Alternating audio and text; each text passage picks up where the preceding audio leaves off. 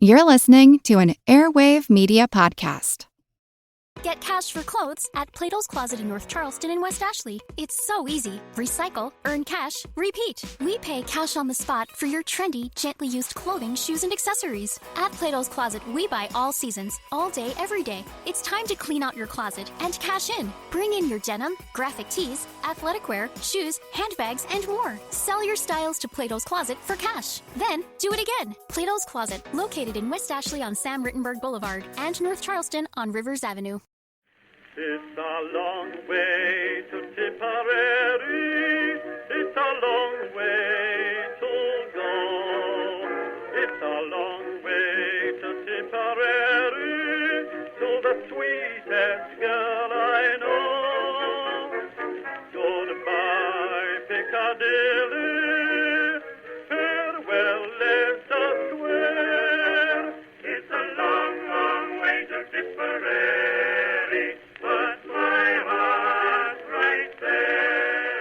If you like the podcast, please consider leaving a review on iTunes, Stitcher, or your listening platform of choice. And then check the show out on Twitter at twitter.com/historyofthegreatwar and Facebook at facebook.com/historyofthegreatwar. If you really like the podcast and want to make sure that I can keep it going, please consider donating to the show at historyofthegreatwar.com/donate. That's historyofthegreatwar.com/donate.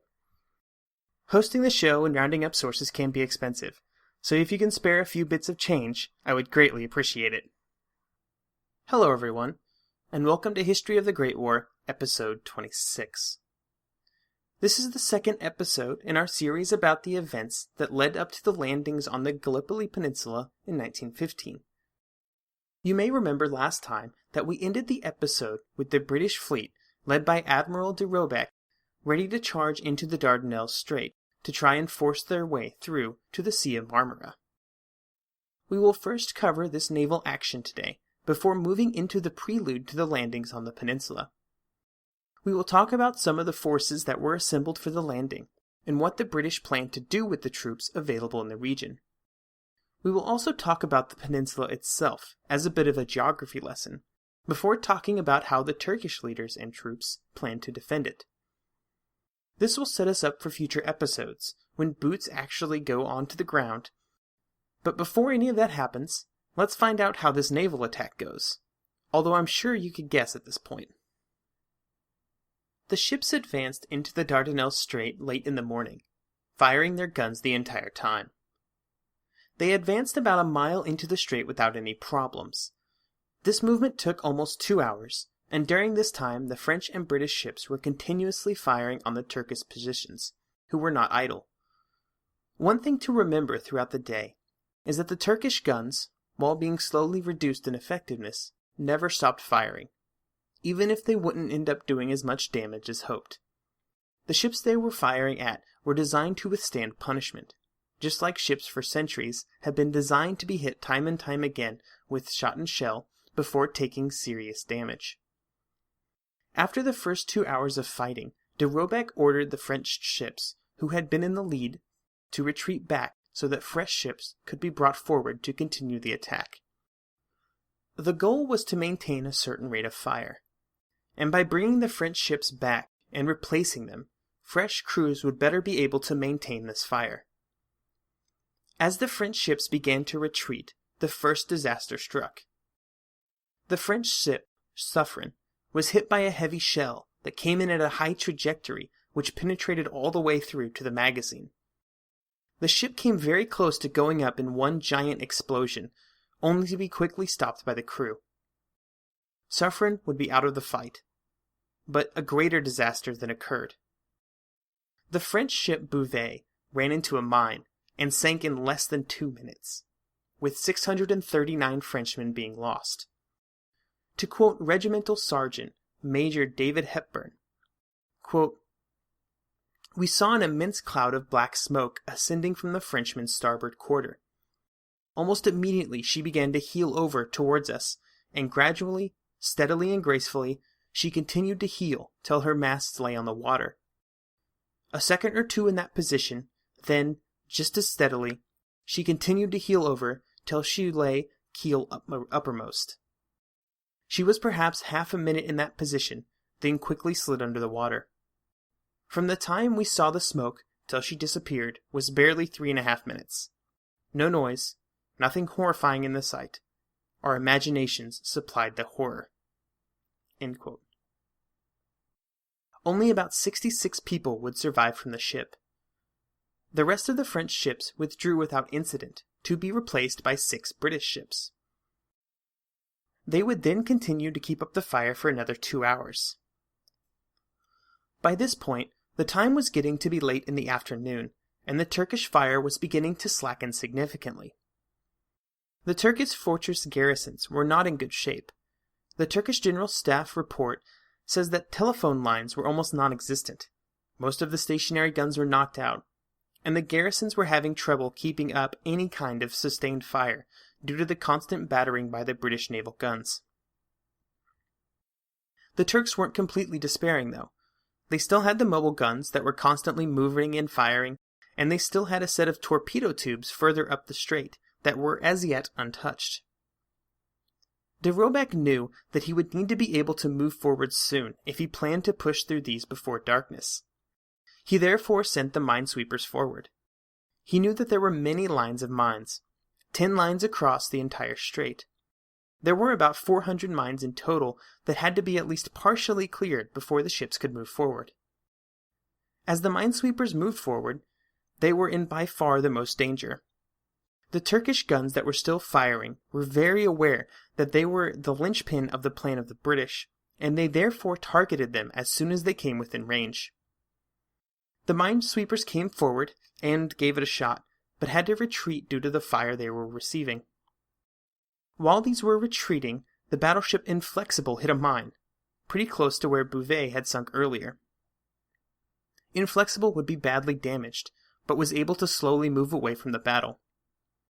Minutes later, the battleship Irresistible hit yet another mine, again badly damaged, and would have to be towed out by destroyers sent to rescue her.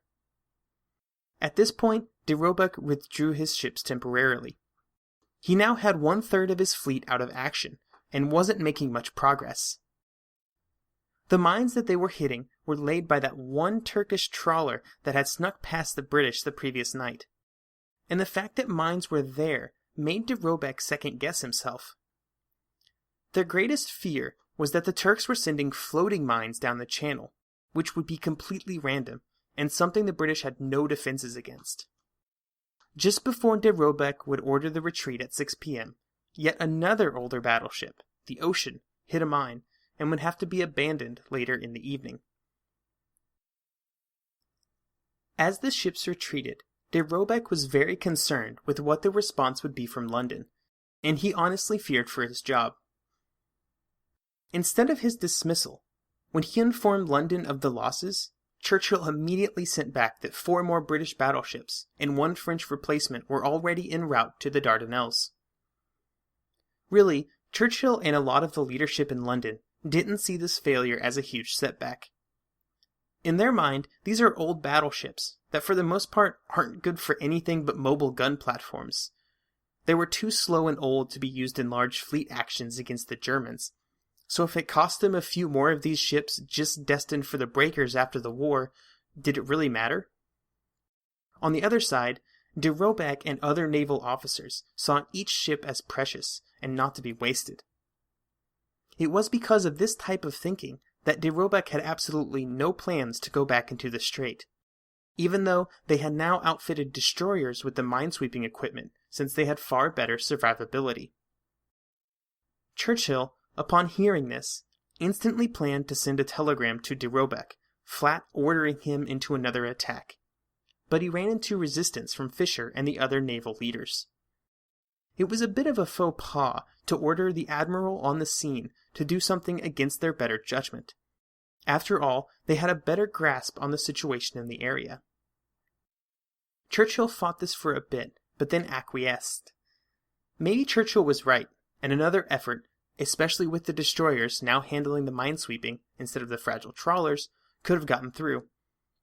For their part, the Ottoman commanders were simply flabbergasted that the British didn't try again. Their ammunition supplies were running low, with some guns down to less than 30 rounds. and that a supply of mines was pretty much completely exhausted. Peter Hart, in his book Gallipoli, takes some issue with the idea that the Turkish defenders were on the ropes, stating, and I quote, "Research in Turkish archives has revealed that they had plenty of shells left. I mean, not as many as they have wanted, perhaps, but enough to face a renewed Allied attack. The forts were battered but still standing. The main Narrows minefield had not been reached. The howitzers were still plying their trade. The torpedo tubes were undisturbed. And the Goeben was waiting for any ship lucky enough to have broken through. Her designated conqueror, the Inflexible, already run aground and out of action. There was surely no hope here for a naval attack on the 19th of March." End quote. Regardless of whether or not a renewed attack would have succeeded, in the end, another attack would not occur, and this represents the greatest turning point in the operation. It is here and now that the British really commit themselves to land operations to force through the Dardanelles. General Hamilton, future commander of the land forces, would be on the scene on March 19th. After the actions, he would send the following message to Kitchener. "I am being driven most reluctantly towards the conclusion that the Dardanelles are less likely to be forced by battleships than at one point seemed probable, and that if the army is to participate, its operations will not assume the subsidiary form anticipated. So with that, let's move into the next phase of the campaign, as the British begin planning exactly how they are going to use land troops to help the ships get through." While the planning was occurring for the land attacks, they were always planned as a way to allow the naval attacks to continue, and not as a separate action that would win the battle. The army would move in, take out the Turkish forts on the heights overlooking the straits, and those pesky howitzers, so that the minesweepers could move in and do their work, without having to worry about constantly being under fire. While it was a step that they didn't necessarily want to take, most of the British leaders believed that now that it had come to moving in the infantry, it was just a matter of time before the objectives were achieved. All they had to do was put in an effort, and the result was guaranteed. The troops could be ready by maybe about mid-April, at which point the operation would happen. No one really considered what would be required if the land attack wasn't quickly successful, or even worse, couldn't achieve its objectives at all. Before we dig too deep into the land operations, it is important to talk about Russia's reaction to the possibility. To put it simply, Russia wasn't happy. Sergei Samsonov, the Russian foreign minister, was concerned that having British and French troops in the region would alter the balance of power away from Russia. It is pretty similar to the concerns that the Russians had about giving concessions to Turkey during 1914, when they were trying to decide who to fight for. The real crux of the problem was that deep down inside, Samsonov simply didn't believe that if the British were able to capture Constantinople, that they would just hand it over to the Russians like they said they would. This belief also hurt the ability of the Allies to bring Greece into the war on their side. In early 1915, Greece was still neutral, but was giving the Allies rights to use the islands of Lemnos and the port of Salonika. When it became clear that there would be landings, they also offered to assist by sending troops. This was a huge step for the Greek government that would have instantly ended their neutrality in the conflict. This is also at a time before either Bulgaria or Romania had committed, so it really would have been a big move in the region.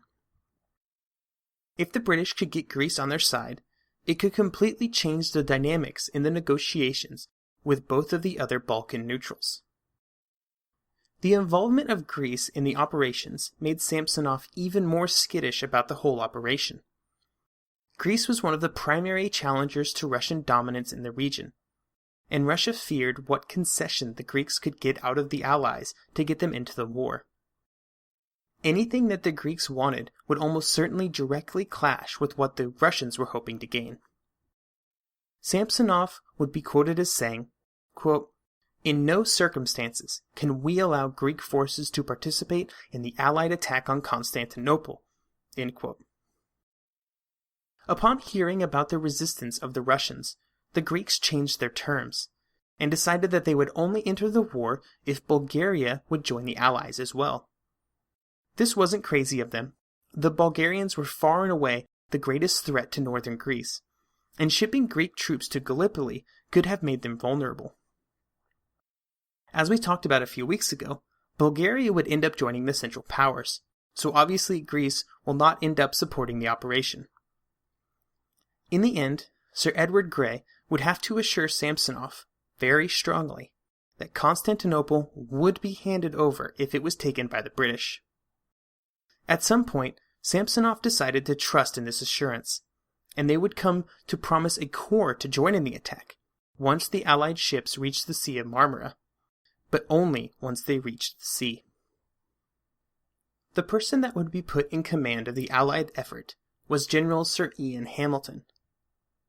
Born in 1853, Hamilton was 62 years old, and much like almost every other British leader that we have discussed so far, he had taken part in the Boer War.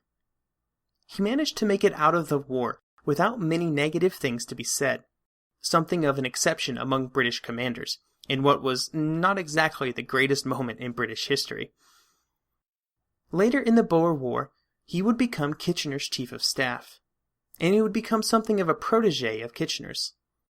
He would be sent as an observer to the Russo-Japanese War, and then, when a leader was needed for the Mediterranean Expeditionary Force, Hamilton was Kitchener's first choice.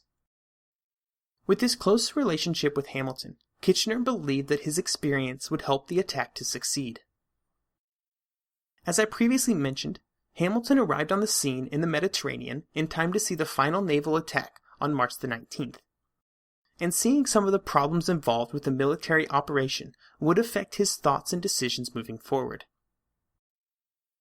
As I mentioned, the force that he would come to command would be called the Mediterranean Expeditionary Force. And no, I won't be saying those three quite long words for the next few episodes. I will be using the much nicer acronym of MEF. So just remember, MEF means Mediterranean Expeditionary Force.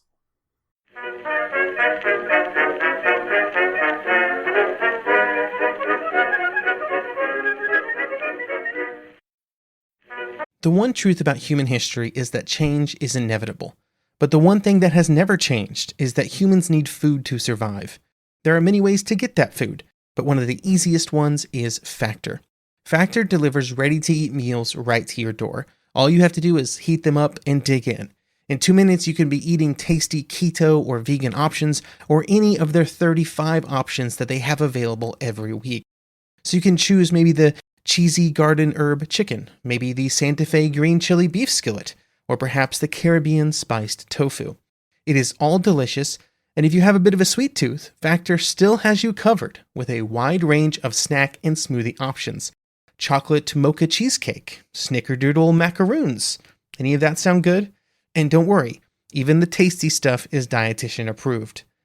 Head over to factormeals.com/GW50 and use code GW50 to get 50% off. That's code GW50 at factormeals.com/GW50 to get 50% off. Get cash for clothes at Plato's Closet in North Charleston and West Ashley. It's so easy. Recycle, earn cash, repeat. We pay cash on the spot for your trendy, gently used clothing, shoes, and accessories. At Plato's Closet, we buy all seasons, all day, every day. It's time to clean out your closet and cash in. Bring in your denim, graphic tees, athletic wear, shoes, handbags, and more. Sell your styles to Plato's Closet for cash. Then, do it again. Plato's Closet, located in West Ashley on Sam Rittenberg Boulevard and North Charleston on Rivers Avenue.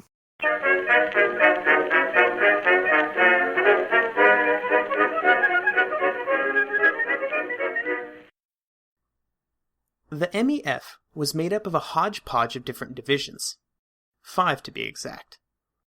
These would be the 29th Division, the Royal Naval Division, the Corps Expeditionnaire d'Orient, the 1st Australian, and the Australian and New Zealand Division.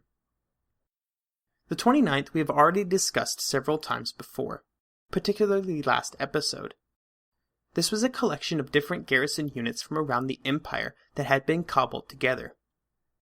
None of the troops had seen action in the war so far, and they really weren't the best coordinated at a divisional level. When they went into action, they would be, as a unit, disorganized. All of the different unit commanders had never worked together, and had only a few months to try and sync up for combat. However, they were still confident, and they had the skills typical of British soldiers that were trained before the war began. There was also the Royal Naval Division, made up of sailors who didn't have a place on the ships at the beginning of the war. You may remember this unit from the Antwerp adventure in late 1914, where they landed and marched to Antwerp, only to pretty much just march back out again. They were still very high-spirited, but weren't exactly the best trained unit under British command. They did number 25,000 strong, though, so still a force to be reckoned with. The third unit was the French unit with the flowery name Corps Expéditionnaire d'Orient. The French weren't the most enthusiastic participants in the operation, but felt it was their duty to send some form of ground troops to take part. The Corps was really only divisional strength, and was made up of primarily North African troops, but also a few French units. This was the most diverse unit used in the campaign, with battalions of French, Senegalese, Foreign Legion, and Zouaves all finding themselves in the ranks. The last two divisions of the MEF were the ANZAC, or Australian and New Zealand Corps. Before I begin discussing them, I would like to say that I have tried very hard in the podcast up to this point, and will continue in the future, to never refer to the ANZAC as the ANZAC Corps, due to the fact that this is basically just me saying Australian and New Zealand Corps. If I have, or do mess this up in the future, I apologize. It's actually been surprisingly difficult to stay away from. Anyway, the ANZAC were commanded by Lieutenant General Sir William Birdwood, who was born in 1865 and who had served in India before being promoted to Major General in 1911. He had been chosen specifically by Kitchener to lead the ANZAC. These troops were on their way to Europe via the Suez Canal when Turkey entered the war, and it was decided that the divisions should be offloaded in Egypt to continue their training while increasing the security of the Suez Canal. The ANZAC would be the first troops committed to a Gallipoli operation, while the fighting over the 29th Division continued. The ANZAC was technically made up of two different forces, the Australian Imperial Force and the New Zealanders Expeditionary Force. But they are rarely referred to under these names. They are almost always just lumped together under the name ANZAC. All of the men were volunteers and had received a lot of training in their local militia regiments back home. They were known for their physical fitness. At this stage in history, New Zealand wasn't as unified as a country as it is today, but that didn't stop them from providing military support for the Empire. According to Keegan, to be a New Zealander in 1914 was to be taught that the Empire looks to you to be ready in time of need, to think, to labor, and to bear hardships on its behalf. When the call for troops went out to New Zealand, their response, relative to population size, was huge. This is partially due to peer pressure. Like in other societies, if they are going I need to go too mentality was present, but also from just a bravado. Just like the Australians, the New Zealanders were known for their sporting tendencies, which made them believe that they would make excellent soldiers. The New Zealanders would prove to be just as good as they thought themselves to be. There are some who have come to consider the New Zealanders as the best colonial troops that the British had during the war, although I'm sure there are some Canadians and Australians that might have a word or two to say about that. The Australians, and particularly those of the 1st Division and the 1st Light Horse Brigade that saw service at Gallipoli, would attain near legendary status during the war. They were of course volunteers, and contemporaries and historians alike make much to do of their many outback origins. The image is perhaps a bit tainted by the fact that 27% of them were actually born in Britain, but who wants to be technical? As is almost always the case, the first to volunteer are the best soldiers, and these Australians would be no different. The 1st Division would be commanded by Major General Sir William Bridges, who had lived in Britain, Canada, and Australia all by 1879, before becoming Commandant of the Royal Military College of Australia before the war. I will make a small note here about the fact that while the Anzac were training in Egypt, they were joined by the 42nd Division, which was the first territorial division to be posted overseas during the war. They won't join in on the initial assault, but look for them to make a comeback in later episodes. The troops in the Anzac were for the most part low on artillery and artillery ammunition, and after leaving Egypt for the Greek island of Lemnos, they would actually have to turn around and go back to Egypt to sort out their transport ships due to how incredibly disorganized they ended up being. Not only were the stores completely jumbled up, but units were split up onto many different ships, and they were all mixed together.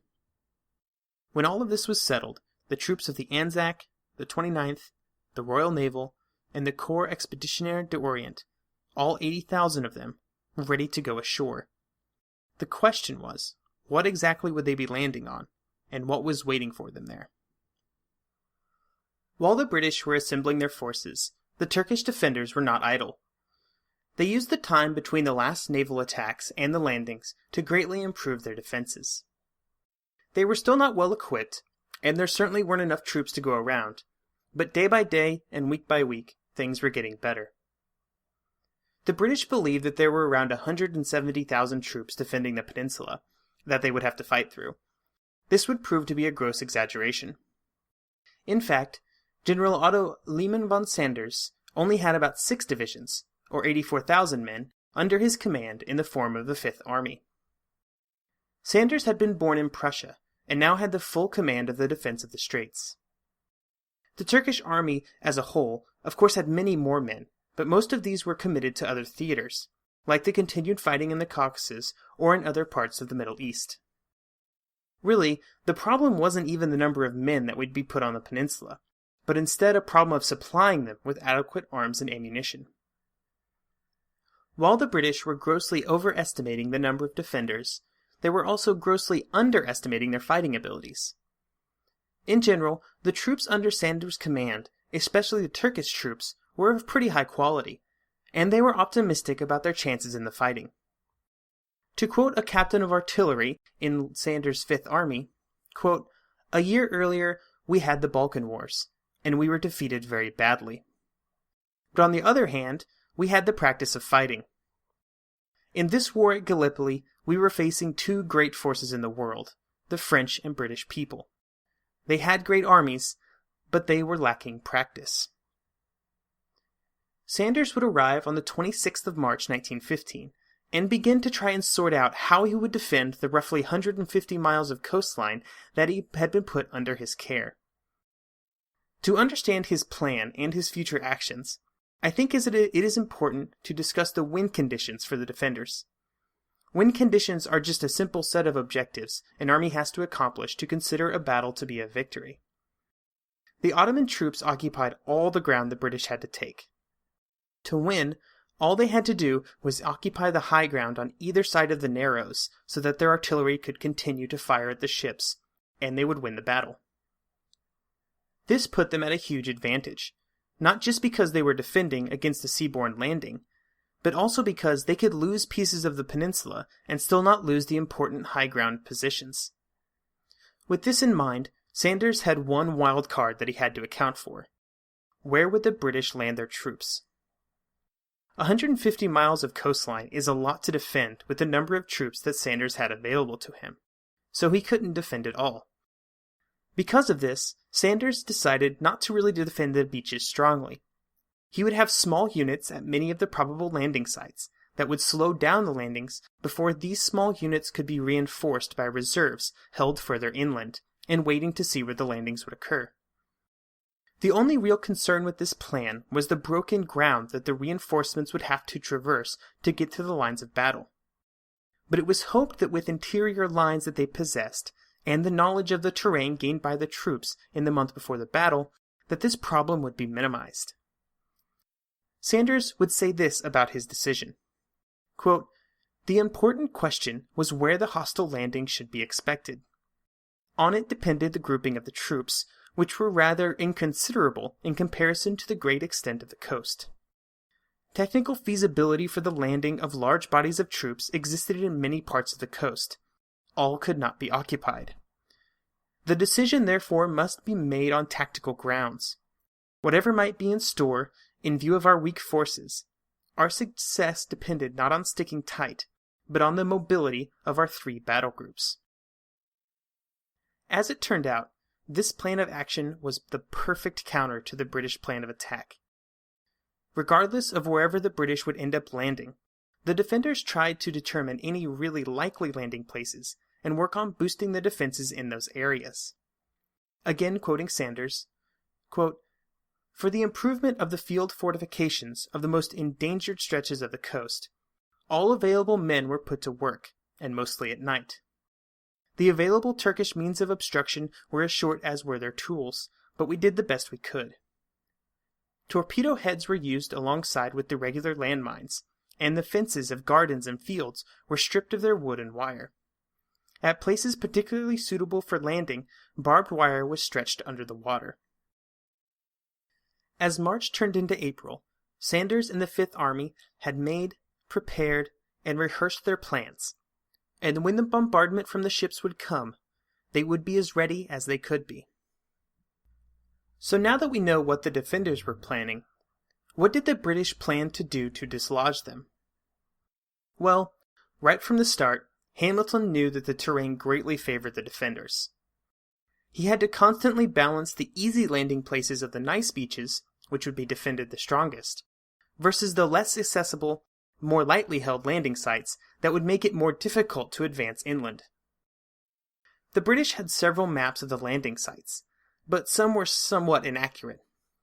Some of the problem seems to have grown from the continual transcribing of the maps that ended up suppressing the elevation contours. This was a very big deal when they were advancing into an area full of ravines and hills. Captain Bertram Smith, who participated in the planning of the operation, is quoted by Peter Hart as saying, quote, "The military history refers to the surprise of many soldiers at the unexpected sharpness of many ravines. But on looking at my copy of the map, which I have kept, the contour lines seem to have indicated this fairly clearly. As a matter of fact, good map reading is not common, and many army officers are, or were, bad at it." End quote. So whether it was bad maps or bad map reading skills, nobody really knows. There were also airplanes trying to do reconnaissance work to try and verify terrain features. They extensively used photographs to try and catalog Turkish defenses. This was done by seaplanes from the carrier Ark Royal, and is one of the most comprehensive uses of air reconnaissance in early 1915, at least that I can find. Even with these efforts, there was still a lot of guesswork in trying to figure out where the Turkish defenders were the strongest and where they were weak. There were many landing options that the British could use to go ashore. The most appealing of these, at least on paper, was the beaches at Bulair. These beaches were nice and flat coming from the Mediterranean, and it was right at the neck of the peninsula, which meant that if an attack was successful, all of the Turkish troops that were farther out on the peninsula would be cut off. This was tempting, of course, but was dismissed very early by the British leaders. A landing at Bulair was Sanders' greatest fear, so this is where the defenders had put the greatest amount of their effort, and it was the closest landing sites to the groups of reinforcements. It was at least partially due to these defenses that the British ruled out the landing. The British also decided against the landing on the Asian side of the straits.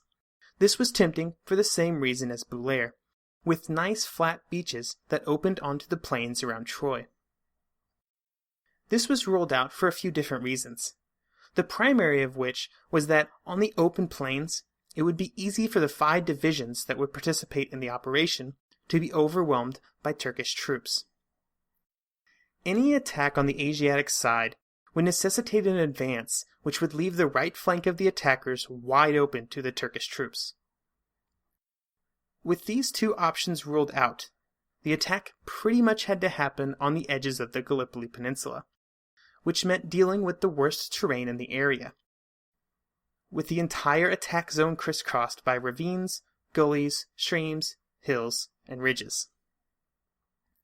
Pretty early on, Hamilton decided that wherever the landings would happen, all 5 divisions would be used at the same time, instead of the alternative of just landing a few here or there before using the rest in follow-up attacks. To quote Hamilton, quote, "I would like to land my whole force in one, like a hammer stroke, with the fullest violence of its mass effect, as close as I can to my objective, the Kilid Bar Plateau. But, apart from the lack of small craft, the thing cannot be done.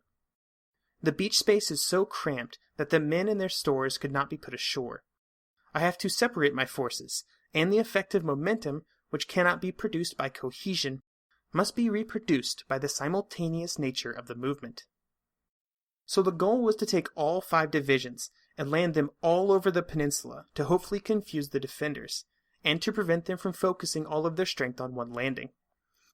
In theory, all of the landings would happen simultaneously. The primary point of effort would be at Cape Helles, on the tip of the peninsula. This was an area made up of a bunch of small beaches that were overlooked by hills that the Turkish troops had fortified heavily. While these defenses were known to the British, it was hoped that the Navy would be able to disrupt the defenders enough to allow for the landings. It was here that the Navy would be of greatest assistance, since they could fire on the defenders from 3 sides. This is where the 29th Division would be committed, over a series of 5 beaches that would be codenamed Y, X, W, V, and S.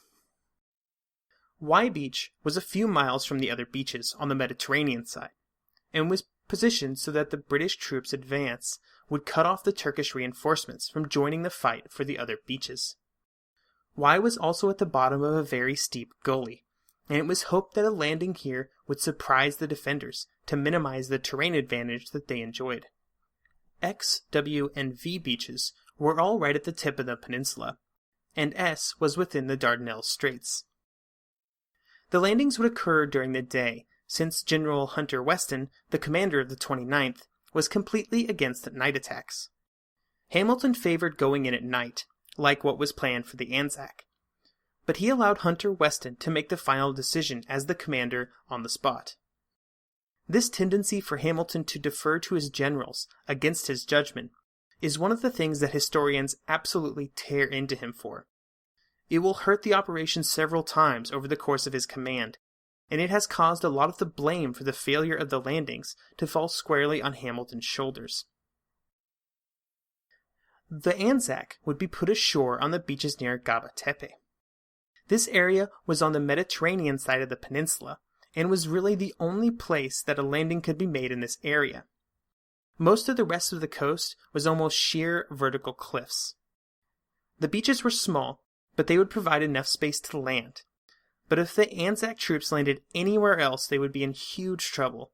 Trying to deal with the cliffs in some of these other areas would just be a nightmare if they didn't hit their beaches dead on.